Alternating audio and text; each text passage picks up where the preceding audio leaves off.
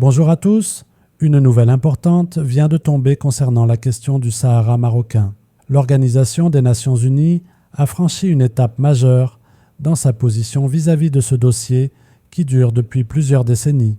Selon un rapport officiel du secrétaire général de l'ONU, Antonio Guterres, couvrant la période d'octobre 2024 à septembre 2025, l'organisation internationale reconnaît désormais plusieurs évolutions significatives sur le terrain, notamment à l'est du mur des Sables, une zone longtemps considérée comme contestée. L'ONU a autorisé officiellement les forces armées royales marocaines à construire des abris militaires dans cette région.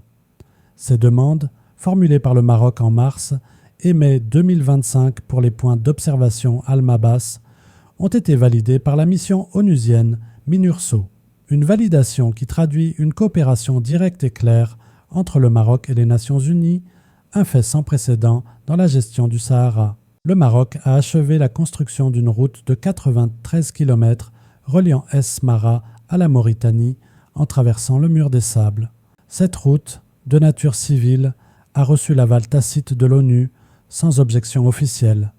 Elle constitue désormais un deuxième point de passage stratégique vers la Mauritanie, aux côtés du célèbre poste frontalier de Guerguera. Le commandant de la zone sud des forces armées a précisé que cette infrastructure sera réservée à un usage strictement civil, ce qui a été confirmé par le ministre marocain de l'Équipement, annonçant une ouverture officielle imminente. Parce que l'ONU, pour la première fois, acte la réalité du contrôle marocain sur le terrain. Déjà en 2022, elle n'avait pas formulé d'opposition à l'ouverture du passage de Guerguerat. Aujourd'hui, elle va plus loin.